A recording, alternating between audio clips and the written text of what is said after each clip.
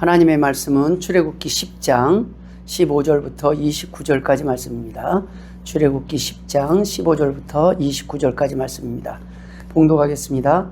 메뚜기가 온 땅을 덮어 땅이 어둡게 되었으며 메뚜기가 우박에 상하지 아니한 밭의 채소와 나무 열매를 다 먹었으므로 애굽 온 땅에서 나무나 밭의 채소나 푸른 것은 남지 아니하였더라. 바로가 모세와 아론을 급히 불러 이르되 내가 너희의 하나님 여호와와 너희에게 죄를 지었으니 바라건대 이번만 나의 죄를 용서하고 너희의 하나님 여호와께 구하여 이 죽음만은 내게서 떠나게 하라. 그가 바로에게서 나가서 여호와께 구하매 여호와께서 돌이켜 강렬한 서풍을 불게 하사 메뚜기를 홍해에 몰아넣으시니 애굽 온 땅에 메뚜기가 하나도 남지 아니하니라. 그러나 여호와께서 바로의 마음을 완악하게 하셨으므로 이스라엘 자손을 보내지 아니하였더라. 여호와께서 모세에게 이르시되 하늘을 향하여 네 손을 내밀어 애굽 땅 위에 흑암이 있게 하라. 곧 더듬을 만한 흑암이리라. 모세가 하늘을 향하여 손을 내밀매 캄캄한 흑암이 3일 동안 애굽 온 땅에 있어서 그동안은 사람들이 서로 볼 수 없으며 자기 처소에서 일어나는 자가 없으되 온 이스라엘 자손들이 거주하는 곳에는 빛이 있었더라. 바로가 모세를 불러서 이르되 너희는 가서 여호와를 섬기되 너희의 양과 소는 머물러 두고 너희 어린 것들은 너희와 함께 갈지니라.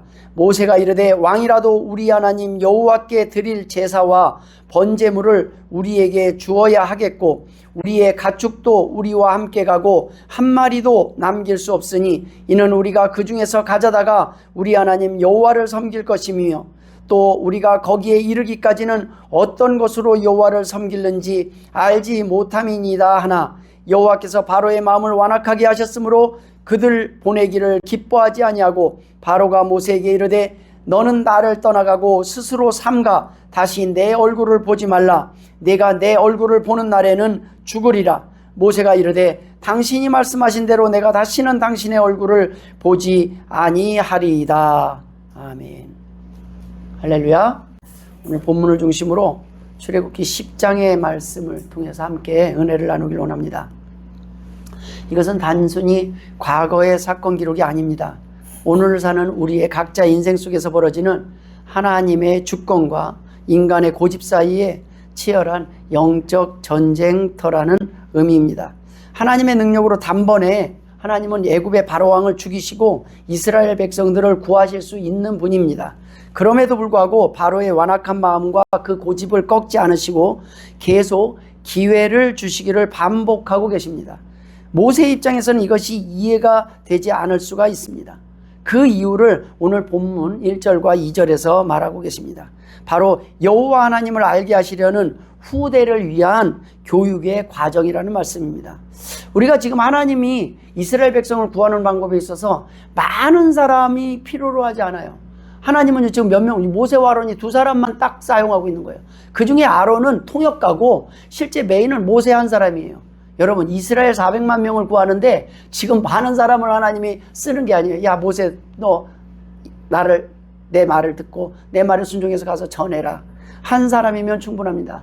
니느웨 백성 전체를 구원하는데 하나님은 요나 한 사람을 보냈어요. 근데 요나가 가기 싫대요. 예, 하나님은 충분하십니다. 하나님은 인원수가 아니에요. 하나님은 온 세상에 이 복음을 전파하기 위해서 제자들을 120명을 만든 게 아니에요. 12명만 뽑았어요. 12명이면 충분했어요. 여러분, 하나님이 일하시는 곳에서는 하나님의 능력이 부족한 게 아니라 하나님이 하나님 되심을 드러내기 위해서 우리를 부르신다는 말씀입니다. 그 가운데 쓰임받는 거예요. 거기를 거절하면 쓰임받지 못하는 것이고 거기에 순종하면 그 하나님의 능력을 경험하는 모세가 되는 것입니다. 여러분, 모세 한 명이 충분히 하나님의 일을 할 수 있다는 거예요. 그런데 하나님의 사람들이 모여서 그 한 사람, 하나님의 쓰임받는 그 한 사람의 특징이 뭐냐? 순종하는 사람 아니겠습니까? 하나님께서는요, 지금 바로에게 여러 번 기회를 주셔요. 그런데 바로의 마음을 완악하게 내버려 두시고 그 긴 재앙을 거듭 반복하시는 이유가 무엇이냐? 애국을 멸망시키는 것이 목적이 아니었다는 거예요. 하나님의 살아계심을 역사에 각인시키고 그 증거를 다음 세대에 유산으로 남기기 위함이었습니다.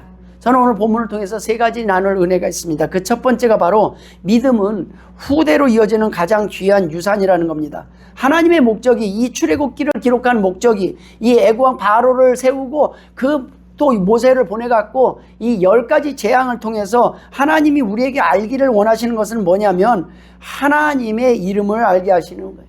하나님이 어떤 분인지를 알게 하는 거예요. 여러분, 우리가 자녀들에게 무엇을 물려주려고 계획하고 계십니까? 통장에 남은 잔고입니까? 아니면 세상적인 지위입니까? 통장에 남은 잔고도 중요하기도 합니다. 그러나 하나님께서 우리에게 물려주시기를 원하는, 우리가 물려주기를 원하는 최고의 유산은 하나님이 어떤 분이신지를 자녀에게 체험적으로 알려주기를 원하는 거예요. 영국의 신학자 매튜 헨리는 자녀 교육에 대해서 이렇게 말을 했습니다. 신앙은 지식으로 전해지는 것이 아니라 부모의 무릎에서 전해진다. 여러분, 부모의 무릎에서 전해지는 거예요. 어느 신실한 아버지가 있었습니다. 그 아버지는 사업에 위기가 올 때마다 자녀를 데리고 서재로 들어가서 무릎을 꿇었습니다. 그리고 기도합니다. 하나님, 이 위기를 넘기게 하시고 주님만이 나의 주인임을 고백합니다. 훗날 그 자녀가 성인이 되어서 돌아보면서 이렇게 고백합니다. 저는 아버지의 설교보다 밤마다 거실 바닥을 적셨던 아버지의 눈물 어린 기도를 기억합니다. 그 기도가 제 인생의 가장 큰 유산이었습니다. 여러분, 우리는요, 힘들 때 어떻게 하는가를 보면 그 안에 그 사람이 하나님이 어떤 분이신지가 드러나는 거예요. 힘들 때 여러분, 사람을 찾는 것보다 하나님 앞에 먼저 나오는 거예요. 돌아보세요. 우리가 뭐 때문에 왜 계속 다람쥐 쳇바퀴 돌듯이 제자리를 돌고 있는가 가만히 보면요, 좀 괜찮아지면 하나님을 떠나요. 힘들 때 나와요. 근데 힘들 때라도 나오는 건 다행입니다. 힘들 때도 안 나와요. 그게 지금 바로의 모습이에요. 버티고 버티는데 몇 번 10가지 재앙이 다 떨어질 때까지 버텨요. 정말 언제까지 버티는지 하나님 보시기에는 안타까운 거예요. 바로에게 기회를 몇 번이나 준 거예요? 10번이나 준 거예요. 그러면 어느 정도, 하나님의 목적은 뭐냐면 우리가 뭘 하는 게 원하는 게 아니에요. 우리가 하나님 앞에 나와서 쉽게 해나가는 거예요. 하나님의 능력으로 하나님의 도우심을 받아서 하나님께 기도해서 쉽게 살아가는 거예요. 그런데 하나님 앞에 나와서 기도할 줄 모르면 나중에 성공을 해봐요. 내가 잘한 것 같고 내가 뭘 열심히 산 것 같아요. 그거 다 열심히 사는데 그냥 세는 건요, 한 번에 다 잃어버리고 맙니다. 힘들 때 여러분, 하나님을 먼저 찾는 모습, 기도하는 모습을 보여주길 원합니다. 하나님을 두려워하는 모습을 자녀들에게 보여줄 때 우리 자녀들도 힘들고 아플 때 하나님 앞에 나오게 된다는 말씀입니다.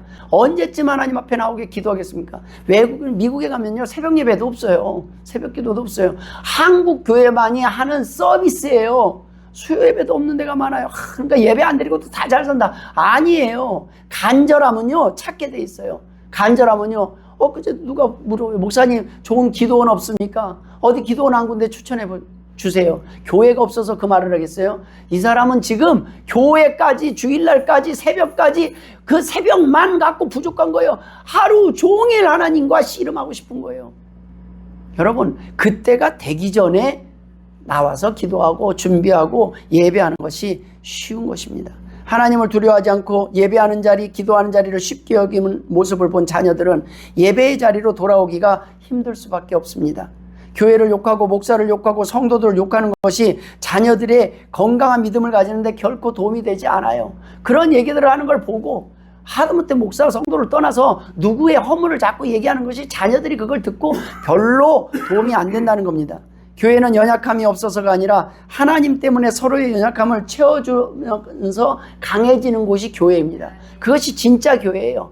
연약함 없는 사람이 없고 부족함이 없고 또 내가 강해 보여도 언젠가는 또 약해서 도움을 청할 때가 있지만 언젠가는 또 도움을 주는 사람이 되는 거예요. 그러면서 채워가는 것이 교회라는 말씀입니다. 우리의 자녀들이 부모님을 어떻게 기억하길 원하십니까? 우리의 자녀들이 우리 부모님은 정말 하나님을 믿는 분이셨다 라고 기억되기를 주의 이름으로 축원합니다. 하나님께 대한 두려움이 없던 바로와 같은 부모가 되어서는 안 된다는 거예요. 바로는 오늘 본문 10장 3절에 보면 내가 어느 때까지 내 앞에 겸비하지 아니하겠느냐, 내 백성을 보내라, 그들이 나를 섬길 것이라, 이렇게 말씀하고 있어요. 어느 때까지, 도대체 어느 때까지 네가 그렇게 버텨보겠냐, 겸손하지 않고 네가 그렇게 고집을 펴보겠느냐라는 거예요. 바로라는 인물은 지금 세상에 아실 것이 없어요. 세상의 권력을 다 쥐고 있었습니다. 그러나 하나님에 대해서는 철저히 무지했고 끝까지 교만한 사람입니다. 이 바로의 모습이 오늘날 우리에게도 있다는 거예요. 저와 여러분에게도. 그럴 때마다 하나님 보는 거예요. 네 안에 지금 바로의 성품과 바로의 성격, 바로가 하는 일, 그걸 하고 있지 않냐 돌아보라는 거예요. 하나님은 교만한 자를 대적하시되 겸손한 자들에게는 은혜를 주신다고 베드로전서 5장 5절에는 말씀하고 있습니다.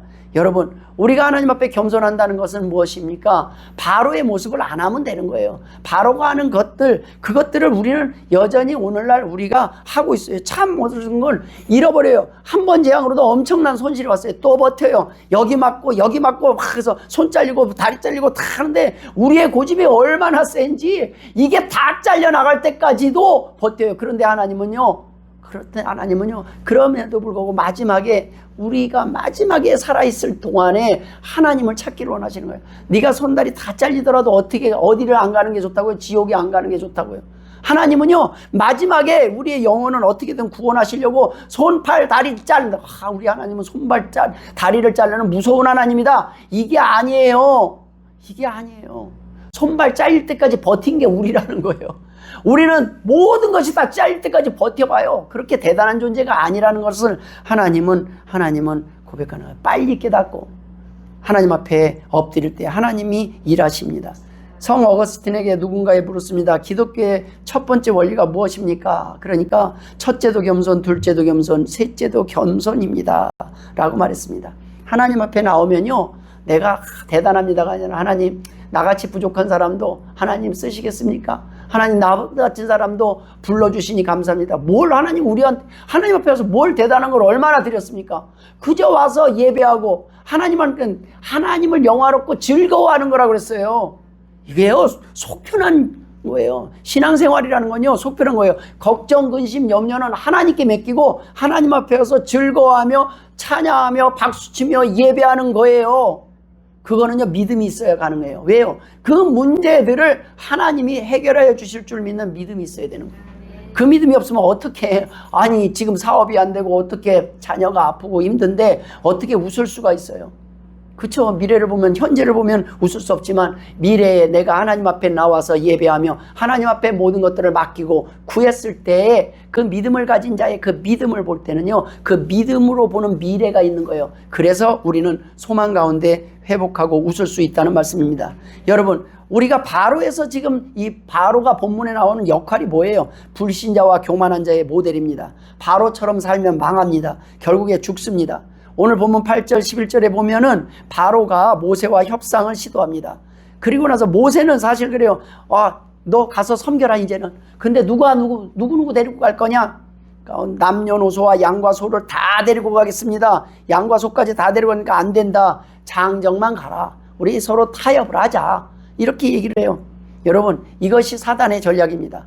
사단의 전략에 넘어가는 사람들의 모습은 바로 여기에서 넘어가는 거예요. 사단은 전형적인 전략을 해요. 모든 걸 바치라고 안 해요.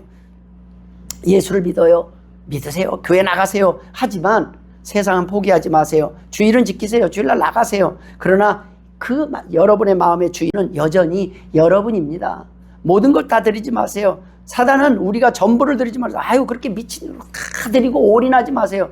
하나님은요, 올인할 만한 가치가 있는 분이라 신이에요. 그럴 분 아니면 우리는 믿을 필요 없어요. 왜 오중간히 하나님 앞에 들고 이 시간에 이렇게 낭비를 합니까? 하나님은요, 올인할 만한 분이라니까요. 그게 없으면 죽도 밥도 아닌 거예요. 그건 믿음도 아니고 내가 예수 믿는 것도 아니고 안 믿는 것도 아니고. 그걸 결단할 때까지는 힘들 수 있죠. 그러나 우리가 하나님이 하나님 되심을 말씀을 통해서 알게 됐을 때는 하나님이 하나님 되심을 믿는 사람답게 살 수 있다는 것입니다. 사단은 우리가 하나님 앞에 전부 드리는 걸 원하지 않아요. 부분적인 헌신이 마치 진짜 믿음인 것처럼 속입니다. 자녀들 중에 부모님의 은혜를 생각하는 마음이 있어요. 그런데 하나는 항상 부모님을 위해서 최선을 다하지만 죄송해요. 제가 조금 더 효도를 하고 조금 더 기쁘시게 해야 되는데 이거밖에 못해서 죄송해요 하는 아들이 있어요. 또 하나의 자녀는 내가 지금 공부도 하고 이 정도 하면 됐지 뭐 얼마나 더 바래 라고 당당한 자녀가 있어요. 두 자녀의 차이가 뭐라고 생각하십니까? 둘 다 이 정도면 됐지 아버지 뭘 얼마나 바래 나한테 투자한 거야 뭐야 부모님한테 이렇게 할 수가 있어요. 근데 한 자녀는 한없이 항상 똑같이 하면서도 나 여기까지밖에 못해. 근데 조금만 더 기다려봐. 내가 조금만 더, 아직은 어려서 그래. 내가 조금만 더 기다려서 철들면 내가 잘할게. 나중에 어떻게 잘할지는 모르겠지만 그 말 자체가 우리를, 부모를 기쁘게 하지 않습니까? 삶의 일부를 드린 사람의 고백과 전부를 드린 사람의 고백이 이렇게 다르다는 거예요. 현재 우리의 모습이 전부를 드린, 하나님 보기에는요, 아이고 아직은 한참 멀을 수 있어요. 그런데요, 적어도 우리의 목적지는 하나님, 제가 전부를 하나님 것임을 고백합니다. 전부를 하나님 앞에 드려야 되는데 현재 이거밖에 못하고 현재 요렇게밖에 못 사는 것을 용서하여 주옵소서. 내가 아직도 분을 못 참고 내가 아직도 지혜가 부족해서 이렇게밖에 못 사는 걸 용서하여 주옵소서. 이렇게 고백하는 사람이 있는가 하면, 한 사람은 하나님이 사랑이니까 뭐 요것만 드려도 충분하지, 나만큼 하는 사람도 많지 않아, 나 정도만 헌신하기도 쉽지 않아 라고 생각하는, 괜찮다고 생각하는 바리새인과 같은 사람들도 있는 거예요. 여러분, 하나님의 사랑에 어떻게 우리가 한 일을 비교할 수 있겠습니까? 우리는요, 항상 하나님 앞에 나와서 부족합니다, 이렇게밖에 못 생겨서 죄송합니다, 이 마음으로 나오는 사람이 어떤 사람이에요? 마음이 가난한 사람이요, 겸손한 사람이라는 거예요. 나 정도면 됐지, 내가 살아있으면 하나님은 그 사람은 안 써요. 지금 본인이 하나님이 자기 고집대로 하는 것 같은데, 바로는 보면 하나님이 어떻게 해요? 두셨더라. 그 마음을 그렇게 하면 하나님이 두셨더라. 이거는요, 무서운 거예요. 우리가 하나님 앞에 돌아올 때는요, 하나님의 자녀는 돌아오게 돼 있다는 말씀입니다. 하나님의 자녀는 순종하게 돼 있다는 거예요. 항복하게 돼 있다는 거예요. 그런데 아무리 그렇게 해도 바로는요, 자기가 결정하는 것처럼 보여요. 자기가 끝까지 무언가를 결정하기를 원해요. 바로가 항복한 것 같지만 항복하지 않았습니다. 하나님께서 원하시는 것은 전적인 회개요, 항복입니다. 여러분, 진짜 믿음이 무엇입니까? 우리의 마음 전부를 드리고 시작하는 겁니다. 살아가면서 나머지 부족한 것들을 채워가시는 성령님의 역사를 경험하게 될 것입니다. 하지만 일부만을 드리는 사람들은 아무리 오랜 시간이 지나도 성장하기는커녕 넘어지고 타락하기가 쉽습니다. 어떤 선교지에서 있었던 일입니다. 선교사가 가서 복음을 전하니까 예수를 믿겠다고 나선 사람들이 있었어요.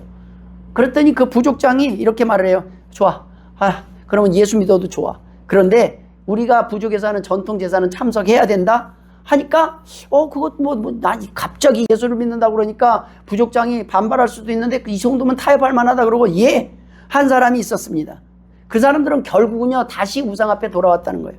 그런데 그 안에서 아닙니다, 저는 예수를 믿었기 때문에 이제 다시 그리로 돌아가지 않겠습니다 하고 결단한 공동체는 고난 끝에 결국엔 그 온 마을 사람들을 변화시켰다는 얘기입니다.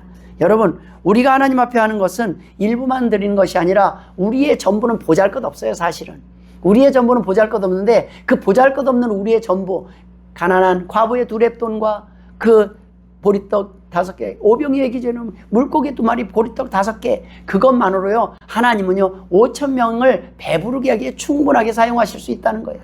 여러분, 우리를 사용하는 수는요, 나는 한 사람뿐인데, 아니에요. 한 사람이 무엇을 하는지 아십니까? 모델링이라는 거예요.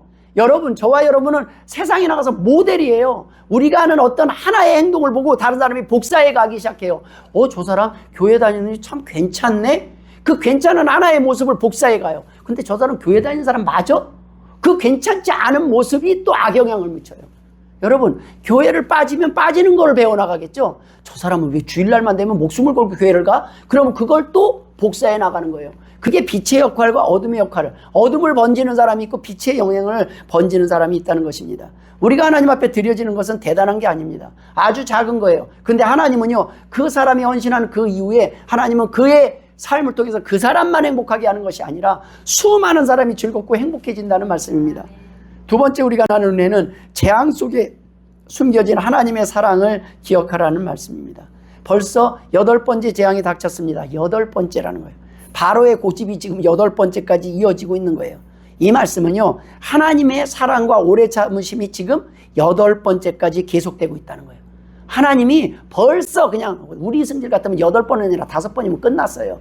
그런데 8번째까지 하나님은 참는 게, 그런데 사람은요, 그걸 끝까지 계속 그 짓을 해요. 하나님은 또 다음에 안 해도, 내가 한 주 빠지는 거, 2주 빠지는 거, 내가 한 번 빠지는 거, 이거 가볍게 여길 수 있어요. 그런데요, 아무 일 안 일어나던데? 여러분, 아무 일 안 일어납니다. 하나님의 사랑이 그렇게 짧지 않기 때문에 그래요. 하나님은 기다리세요. 하나님은 계속 기다리지만 그 가운데 아무 일이 안 일어나는 것 같지만 무언가 손해를 보고 있는 거예요. 뭐가 안 되고 있는 거예요. 뭐 손해 나는 것도 없는데 여러분, 잘 될 수 있는 것이 안 되는 게 손해예요.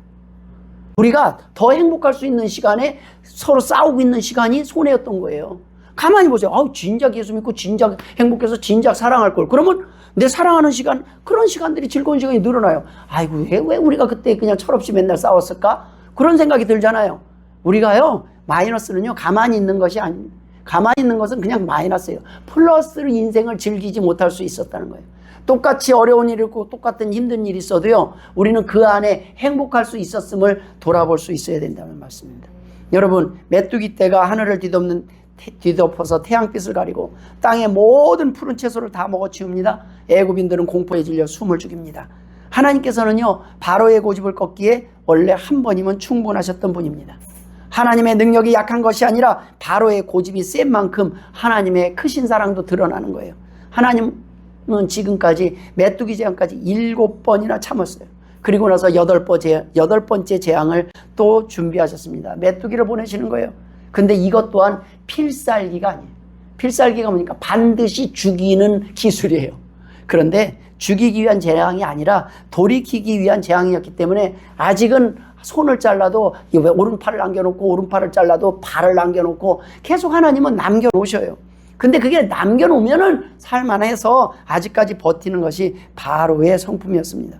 메뚜기 재앙을 통해서 우리는 만물을 통치하시는 하나님의 주권을 인정하게 된다는 말씀입니다. 하나님의 통치권은 그저 이 세상에 흘러가는 다른 모든 부분이 아니라 만물을 움직이시는 분이라는 거예요. 메뚜기까지 하나님 앞에 순종합니다. 풍랑까지 순종한다는 거예요. 하나님은요, 태풍도 하나님의 방향을 조절하시는 분이 하나님이시라는 거예요. 우리는 태풍을 조절한다는 얘기는 태풍을 피하게 우회하게 할 수도 있지만 태풍을 내 앞에 오게 할 수도 있어요. 자동차가 비켜가게 할 수도 있지만 그 자동차가 나를 향해 달려오게 할 수 있어요. 여러분, 우리는 운전을 하면 할수록 우리는 알아야 됩니다. 내가 조심 운전해서 되는 건 하나도 없다. 여러분, 상대방이 미쳐서 오는 거, 상대방이 술 먹고 오는 거, 상대방이 오는 걸 우리가 막을 방법이 없습니다. 여러분, 이 땅에 많은 재앙들이 어떻게 일어나요? 하나님의 영역에서 바라볼 때 우리는 안심하고 살아가요.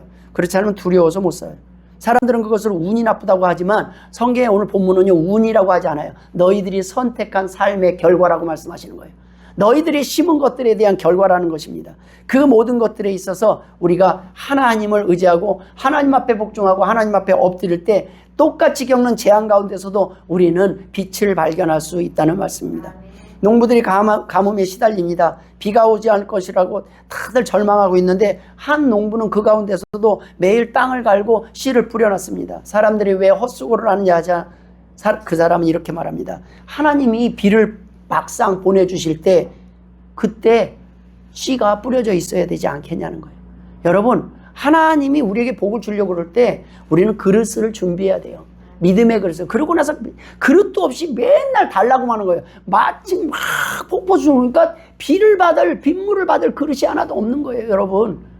믿음의 그릇을 준비하고 있어야 돼요. 그랬을 때 하나님 그 사람에게 주는 거예요. 하나님에 대한 믿음, 하나님에 대한 것들, 고백 하나도 없이 달라고만 하는 그 모든 것들은 주면 줄수록 교만해질 뿐이고 주면 줄수록 그는 하나님 앞에 멀어질 뿐입니다. 여러분, 바로는 지금 하나님 앞에 회개를 합니다. 그런데 이 회개가 위기 모면용입니다. 왜 그랬을까요? 그 안에는 중심을 보시는 하나님을 인정하지 않았기 때문에. 하나님은 속은 모르시겠지. 하나님께서는 여러분, 우리의 잠시 잠깐의 거짓 기도와 회개에 쏙지 않으시는 분입니다. 우리의 얄팍한 기도, 눈물, 하나님은 거기에 넘어가지 않아요. 그런데도 불구하고 받아주잖아요. 부모님이 그래요. 자녀들이 막 거짓으로 다시는 안 할게요. 그런데 알아요. 이 녀석이 계속 반복하는 거를. 그런데요, 알면서 용서하시고 또 기다리시고 또 하나님은 또 기회를 주시는 거예요. 그런데도 불구하고 결국에는 그러면서 우리는 성장해 나가지만 성장하지 않는 사람이 있다는 거예요. 멈춰 있는 사람이 있다는 거예요. 도리어 그걸 악용하는 사람이 있다는 거예요. 그게 바로 바로였습니다. 바로는 모세를 부릅니다. 내가 너희 하나님 여호와와 너희에게 죄를 지었노라. 이번만 용서하라. 겉보기에는 완벽한 참회입니다. 그러나 20절에 보면 그는 다시 마음을 완악하게 합니다. 왜 그랬을까요? 그는 죄를 미워한 것이 아닙니다. 죽음의 공포를 두려워했을 뿐입니다. 죄 자체를 회개한 것이 아니라 그로 인해서 오는 결과, 그 메뚜기 재앙만 사라지기를 원한 거예요. 원인에는 관심이 없고 오로지 문제만 해결되기를 원하고 기도하는 사람들이 있습니다. 하나님 자신을 돌아보며 하나님 내가 이걸 잘못했습니다. 이걸 고치겠습니다. 이제부터는 이렇게 살겠습니다. 이렇게 돌아오는 것이 아니라 하나님 이 문제만 해결해 주실 거예요. 뭘 어떻게 하면 해주세요. 제가 11조를 할까요? 제가 헌신을 하면 될까요? 하나님은요 그런 분이 아니시라는 거예요. 하나님 근본적으로 네가 나를 인정하라는 거예요. 내가 전지전능한 하나님이다. 그걸 인정하고 그렇게 살아가면 네가 그것을 경험할 수 있을 것이라는 거예요. 우리는요 어려울 때 잠시 하나님 앞에 나와서 엎드려요. 그게 아니라 하나님 제가 이제부터는 하나님 앞에 기도하는 자리를 우선으로 하겠습니다. 하나님 이제는 예배하는 자리를 우선으로 하겠습니다. 하나님 앞에 섬기는 자리를 우선으로 하겠습니다. 이제부터는 그렇게 살겠습니다 할 때는 그날 그렇게 결심하고 그 다음날 죽어도 하나님은 다 이루신 걸로 친다는 거예요. 도박 중독자가 도박장에서 전 재산을 잃고 눈물로 핍니다. 하나님 다시는 도박을 안 하겠습니다. 살려만 주십시오. 하지만 며칠 뒤 그의 손에 다시 돈이 쥐어지면 다시 도박장을 찾아가는 사람은 끄는 사람이 아니에요. 그 사람의 문제가 해결된 뒤를 보면 알아요. 아무 일도 없었을 때 힘들고 아프고 이런저런 어려울 때는 하나님 손 들고 옵니다 하는데 좀 손도 낮고 살만해요. 지금은 좀 괜찮아요. 이런 사람은 조금만 괜찮아지면 또 하나님께서 등을 돌리니까 다시 어려운 일이 생기고 이걸 계속 반복한다는 말씀입니다. 지금 바로의 10가지 재앙이 무엇을 말해요? 반복하는 패턴을 가지고 있어요. 우리의 삶이 믿음이 온전히 굳건히 딱 서지 않으면요 계속 같은 일을 반복해요. 그렇고 넘어지고 다시 일어나고 넘어지고 다시 일어나도 하나님은 용서를 해주시는 분이에요. 하나님은 용서를 해주시죠. 그런데 바로가 마지막에 왜 죽는지 아십니까? 끝까지 회개를 안 해요. 끝까지. 여러분 끝까지 회개를 하지 않는 사람은 하나님도 어떻게 못해요. 우리는 기도를 합니다. 주님 이 고통만 없애주시면, 이 문제만 해결해 주시면이라고 기도하지만 정작 내 삶의 우상은 그대로 두고 살아갈 때가 많이 있습니다. 살만해지면, 숨쉴만해지면 다시 내가 주인 되는 삶으로 돌아갈 수 있는 성도는 거짓 성도, 거짓 믿음이라는 것입니다. 그런데 이거 있어요. 나는 진짜 거짓 성도인가? 여러분 거짓 믿음과 연약한 믿음은 달라요. 어린아이의 믿음은 연약해요. 그런데 점점 자라는 믿음이 있어요. 말씀을 들으면서 내가 조금씩 나아지는 사람이 있어요. 근데 어떤 사람은 확 믿음 있는 건데 확 곤두박질 쳐요. 이게 불안해요. 그런데 어떤 사람은요, 그래서 시간이 지나야 되는 거예요. 아무리 적어도 교회에요, 그냥 다니세요. 그냥 비가 오나 안 오냐 다니다 보면요, 내게 하나님의 말씀이면서 조금씩 하나님을 알게 되고 점점 믿음은 자라게 돼 있어요. 내가 몰랐는데 하나님에 대해서 점점 알수록 하나님은 이런 분이시구나 라는 걸 알게 돼요. 그런데 초신자가 뭔지 아십니까? 초신자는 아직 하나님에 대해서 많이 몰라요. 많이 모르니까 넘어지는 거예요. 그런데 오래 다니면서 넘어지는 사람은 뭡니까?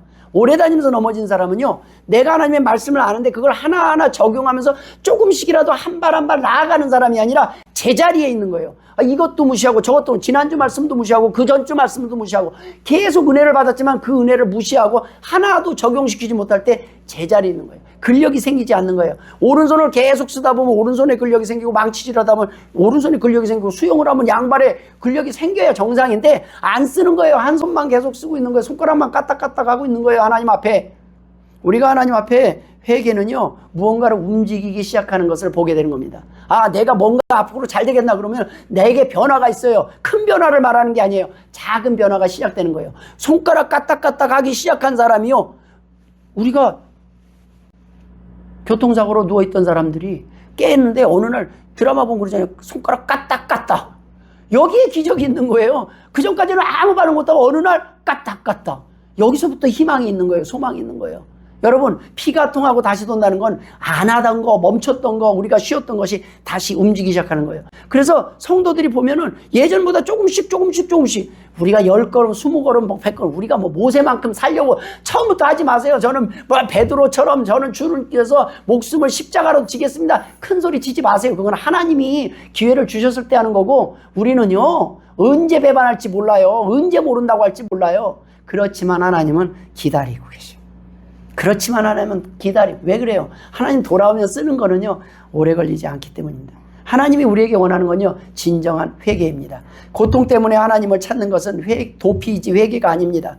고통이 없어도 하나님을 사랑하는 것, 그것이 진짜 참된 회개입니다. 아무 일 없을 때 하나님 앞에 나오는 게 더 힘들어요, 사실은. 너무너무 잘 되고 돈도 많고 막 시간이 많은데 하나님 앞에 나오는 게 더 힘들어요. 하나님 감사합니다 하고 놀러 다니길 막 돈도 많아요. 너무너무 막 하고 싶은 게 많아요. 그런데 변함없이 이 자리로 나오는 것이 그게 믿음이에요. 가만히 보면 그냥 변함없이 제자리 지키는 거, 이거 제자리만 지켰으면 우리 교회 제가 보니까 왔다 간 사람 다 합치니까 50명이 넘더라고요. 무슨 얘기인지 아십니까? 하나님의 나라는요, 여기를 왔다가 가는 사람이 아니라 왔다가 계속 있는 사람들이에요. 근데 그게 쉬워요? 안 쉬워요. 있어 보면 알잖아요. 이게 쉬운 게 아니구나. 하나님의 은혜입니다. 하나님의 은혜로 우리는 이 자리를 지킬 수 있는 거예요. 하나님 앞에 우리는 언제든지 다시 이 자리를 회복하려고 해야 돼요. 우리가 언제든지 또 다른 곳에 방황하실 때로 다시 원래 자리는 여기임을 기억해야 된다는 말씀입니다. 그 모세의 믿음은 어땠습니까? 건강한 믿음은 단지 죄를 짓지 않는 삶이 아니라 선을 행하는 삶을 목표로 살아가는 겁니다. 나는 죄를 안 졌습니다가 아니라 하나님 제가 오늘은 요거까지는 해보겠습니다. 하나님 제가 여기까지는 오늘 해볼게요. 내년에는 여기까지라도 그렇게 조금 하다 보면 그 안에 하나님을 향한 기쁨이 있을 것이라는 말씀입니다. 모세는요, 오늘 원수의 회복을 위해서 기도하는 사람이었습니다. 모세가 18절에 보면 바로에게서 나가서 여호와께 구합니다. 바로는 모세를 괴롭히고 하나님의 백성을 억압하는 원수가 아닙니까? 그런데 모세가 지금 그를 위하여 기도했다고 그랬어요. 하나님이 우리에게 원하는 모습이 바로 이거예요.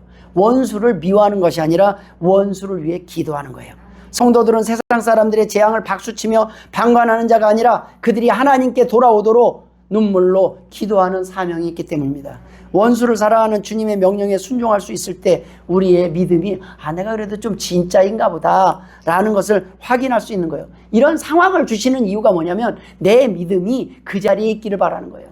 그렇지 않으면 우리는 원수를 사랑하는지 안 하는지 우리가 그만한 믿음인지 모르는데 막상 그럴 때 딱 닥쳤는데 왜 옛날 같으면 내가 참을 수 없는데 지금 참아지는 거 보면 우리는 어떻게 돼요? 원수를 위해서 기도할 정도로 내가 그래도 하나님의 은혜를 주셔서 여기까지는 도달했구나 라는 것을 알 수 있는 겁니다. 살다 보면 우리가 공동체 안에서 고난이 점점 심해질 때도 있습니다. 그런데 그 고난 때문에 하나님을 원망하기 전에 재앙을 통해서 우리의 고집을 꺾으시고 구원하시려는 하나님의 사랑을 기억하시길 바랍니다. 아직도 우리 안에 포기하지 못한 고집이 남아있는지 돌아볼 때라는 거예요. 아직도 우리가 모르는 어리석음이 있는지 돌아봐야 됩니다. 우리에게 닥친 재앙과 고난을 통해서도 하나님을 만나시길 주의 이름으로 축원합니다. 하나님은 바람을 일으켜 메뚜기를 보내시기도 하지만 그 바람을 통해서 우리가 진짜 하나님을 신뢰하는지 시험하기도 하시는 분위기이기 때문입니다. 오늘 바로는 또다시 거짓 회개를 합니다. 재앙이 물러가자마자 본색을 드러냅니다. 우리의 모습도 다를 바가 없어요. 교회에서는 겸손한 척하지만 세상으로 돌아가면 바로처럼 고집을 피울 때가 있습니다. 우리는 또는 때로 일시적으로 재앙을 피하기 위해서 회개를 할 때가 있습니다. 그러나 우리가 그 재앙에 지나가면 다시 교만해질 때가 있어요. 바로처럼 위기 때만 주님을 찾고 위기가 지나면 다시 세상의 욕심으로 돌아가는 그런 거짓 회개를 할 때가 솔직히 많이 있지 않습니까? 또한 바로를 위해 눈물로 중보했던 모세처럼 특별히 나를 괴롭게 하는 이들을 위해서 기도하기는커녕 우리는요, 우리 자신을 위해서조차 기도하기를 쉽게 하지 않는 그런 모습들을 바라보지 않습니까? 우리가 오늘 본문을 통해서 하나님이 주시는 세 번째 은혜는 어둠 속에서 빛을 내는 자녀들이 되어야 된다는 말씀입니다. 이제 9번째 재앙이 닥쳤습니다. 그 어떤 재앙보다 공포스럽습니다. 바로를 향한 하나님의 8번의 사랑과 인내의 결과가 무엇이었습니까? 돌이킴이었습니까? 아니요, 교만이었어요.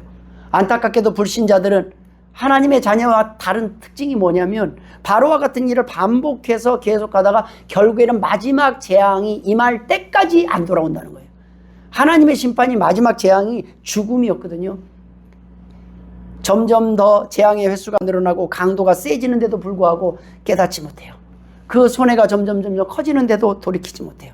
오죽하면 지금 바로보다 믿음이 그 주변에 있는 사람들이 믿음이 먼저 생겼어요. 바로의 신하들이 왕은 아직도 애굽이 망한 줄을 알지 못하십니까? 라고 말을 할 정도까지 왔습니다. 여러분, 메뚜기 재앙이 모든 것을 먹어줬다면 이제는 흑암이 애굽 전체를 삼켰습니다. 성경은 이것을 더듬을 만한 흑암이라고 표현합니다. 단순히 해가 지는 밤이 아니라 등불조차 켜지지 않는 절대적인 어둠입니다. 그런데 여기서 놀라운 것은 3일 동안 사람들이 자기 처소에서 일어날 수도 없는 거대한 흑막인데 이게요, 움직일 수조차 못하는, 어디에 뭐가 있는지 아무것도 확인 안 되는 완벽한 흑암이에요. 그런 흑암이 있기가 쉽지 않습니다. 그런데 오늘 본문에 핵심은 불 켜면 되지, 촛불 켜면 되잖아요, 이런 생각이 있지 않아요? 그런데요, 이 흑암이 만약에 불도 못 켤 수 있는 습한 환경이 되면 불이 안 켜지는 거예요. 너무너무 습도가 높으면 불도 못 켜요. 그러니까 어떤 걸로도 이 불을 일으킬 수 없는 상황이 되는 거예요. 마치 거대한 감옥 속에 있는 것입니다. 그런데 이걸로 끝나면 아유 뭐 그럴 수도 있지, 뭐 좀 이상한 일이 있나 보다, 기상이변이. 근데요, 어떻게 해요? 그 어둠 속에서도 이스라엘 자손들이 거주하는 곳에는 빛이 있었더라. 이 이스라엘 백성들이 있는 곳에는 빛이 있었더라. 우리가 살아가는 세상은 애국과 같은 곳입니다. 영적 어둠과 절망이 가득한 세상입니다. 그곳에서는 우리는 빛의 자녀로 살아가게 보내심을 받았다는 거예요. 세상의 어둠 속에서도 우리는 소망의 빛을 가지고 살아가야 됩니다. 하나님의 백성들의 영역은 빛이 있는 곳입니다. 이것이 바로 성도들의 정체성이에요. 애굽 전역이 어둠으로 덮였고 불도 횃불도 다 꺼졌지만 그 가운데서도 우리는요, 이런 상황에서 어떻게 기뻐할 수 있어? 이런 상황에서 어떻게 예배할 수 있어? 이런 상황에서 어떻게 감사할 수 있어? 사람들이 다 그렇게 말할 때 나는 그래도 감사합니다. 난 여호와로 인하여 즐거워하리. 우리의 소양간에 양이 없고 소가 없어도 난 여호와 하나님만으로 즐거워할 수 있습니다. 이것이 우리가 사는 믿음이에요. 그거는 나머지 모든 물질과 모든 삶과 건강은 부수적인 거예요. 하나님의 일을 위하여 필요해서 주신 것뿐이에요. 그런데 우리는 그걸 위해서 살아가잖아요. 그런데 그건 결국에 죽을 때 다 놔두고 가야 되는 거예요. 여러분, 우리의 생명을 준비해야 됩니다. 영생을 준비해야 돼요. 그 믿음이 없으면요, 결국은 절망을 향해 갈 뿐이에요. 버텨보십시오. 그런데 좀 있으면 흰머리가 나는 정도가 아니라 좀 있으면 하나하나 건강도 쇠약해질 겁니다. 내 발로 걷던 이 걸음을 조금 있으면 걷지 못하는 날이 올 거예요. 내 머리로 생각하는 거 판단 못할 때가 있을 거예요. 오락가락할 때가 있을 거예요. 이제는 아침의 생각과 저녁의 생각이 기억이 다를 때가 있을 겁니다. 여러분, 그러나 하나님은 우리를 버리시지 않는다는 거예요. 하나님은 돌보신다는 거예요. 하나님은 자기 백성을 세상과 반드시 구별하시는 분이십니다. 성도들은 누군가에게 이 소망을 가지고 전하는 사람이요, 빛이 되는 삶을 살아가야 되는 거예요. 그래서 누군가에게 소망을 주는 사람이에요. 소망을 주는 건요, 절망 가운데 있는 사람들에게 소망이 되는 겁니다. 자, 지금 배가 고픈 사람한테는요, 밥을 주면 소망을 줘요. 소망을 가져요. 그런데요, 똑같이 굶고 있어요. 너도 지금 굶고 있는데 무슨 소망이 있냐. 같이 굶고 있지만 나는 소망이 있어. 하나님이 구원해 주실 거야. 하나님이 지켜주실 거야. 이 죽음 가운데서도 하나님은 나를 사랑하셔. 하나님은 나를 버리시지 않아. 이 소망으로 마지막 죽음의 순간도 버텨나갈 수 있는 거예요. 그게 똑같은 상황에서 다른 거예요. 그 정도면 감사할 만하지. 그 정도면 살만하지. 나도 그 정도면 감사하면서 살겠다. 이게 아니에요. 나는 더 어려운 상황에서, 더 힘든 상황에서도 하나님 앞에 의지하면서 하나님의 살아계심을 경험했던 그러한 것들을 전할 수 있는 간증자가 되어야 돼요. 여러분, 성도는 세상과 섞여 살지만 섞여 있는 자가 아닙니다. 그 안에서 구별된 자라는 말씀입니다. 여러분, 우리가 이 땅에서 살아가는 동안 하나님은 우리가 빛의 역할로 구별되기를 원합니다. 사단은요, 우리를 예수는 밑에 세상적인 진리를 챙기라고 유혹을 하지만, 사단은 교회에 나가라, 그렇지만 용서는 하지 말아라, 양보는 하지 말아라, 화는 참지 말아라, 손해는 보지 말아라, 기도는 하지 말아라, 헌금은 하지 말아라, 희생은 하지 말아라, 각자의 고집은 꺾지 말아라 라고 제안을 해요. 교회는 나가. 그런데 예수 믿는 사람답게 살지는 마라. 이게 사단의 유혹이에요. 오늘날 그래서 가짜 교인들이 많아요. 그러니까 어떻게 해요? 교회가 가짜처럼 보이는 거예요. 이 교회라는 곳에 찐빵 안에 팥이 있어야 되는데 팥이 없어요. 여러분, 우리 성도들은 팥이 되시길 주의 이름으로 축원합니다. 안고가 되셔야 돼요. 예, 안고가 좀 많아요. 퍼센트가 나중에 보니까 100% 90%인가 안고가 나중에 다 팥이 그냥 달랑 한 개 들어있는 찐빵이 되면 얼마나 답답합니까? 우리 교회가 그러한 모습들을 하고 있으니까, 우리 교회가 교회의 역할을 못하고 있으니까 상처를 받고, 우리의 먼저 예수 믿고 우리가 먼저 하나님 앞에 은혜 받은 사람들이 어떻게 해요? 빛의 역할을 감당할 때 그 빛의 영향력이 드러난다는 말씀입니다. 어느 집사님이 주일은 철저히 지켰지만 자기 자신의 재능과 시간은 철저히 자기 인생만을 위해서 사용을 합니다. 11조는 잘 드려요. 그렇지만 나머지 다른 부분에서는 철저히 자기만을 위해서 살아갑니다.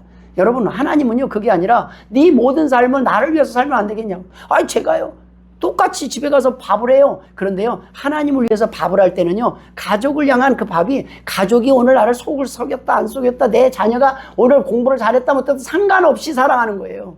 그 마음이 기쁘단 말입니다. 지치지 않아요. 여러분, 사랑하는 성도 여러분, 바로는 모세를 쫓아내면서 뭐라고 말을 하냐면, 다시는 내 얼굴을 보지 말라, 다시 보면 죽을 것이다 라고 죽음을 위협하는데, 그 다음 마지막 재앙이 죽음의 재앙이었어요. 여러분, 우리가 하나님을 꺾는 것 같고 우리가 포기하는 것 같지만 사실은요, 하나님은 마지막까지 기회를 주십니다. 그런데도 불구하고 우리가 그 하나님을 버릴 때 우리는 살 수 있는 방법이 없어요. 하나님은요, 모세를 통해 이스라엘 백성들을 통하여 그들이 빛을 바라보기를 원했어요. 그들이 빛을 향해 나오기를 원했습니다. 그런데 우리의 등불이 약해지고 우리의 빛이 약해지면 여러분, 우리는 세상에 어떤 역할을 해야 되겠습니까? 하나님은요, 흑암이 있었어요. 애굽에 흑암이 있었어요. 그 가운데, 똑같이 흑암 가운데 웃는 사람이 있다니까요. 똑같이 배가 고픈데 감사하는 사람이 있다니까요. 똑같이 어려운 일이 있는데 하나님 앞에 기도하는 사람이 있다니까요. 이게 빛의 역할입니다. 하나님은요, 그 다음에 일을 하실 것입니다.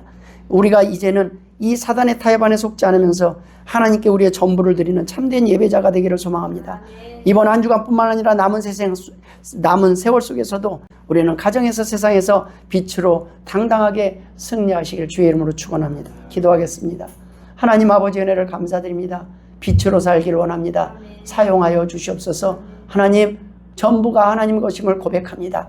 하나님, 부족합니다. 연약합니다. 부족한 믿음도 채워주시고 부족한 물질도 채워주시고, 하나님, 우리의 삶 가운데서 하나님을 향해서 하나님을 만날 수 있는 은혜도 더하여 주옵소서. 감사하며 예수님의 이름으로 기도드리옵나이다. 아멘.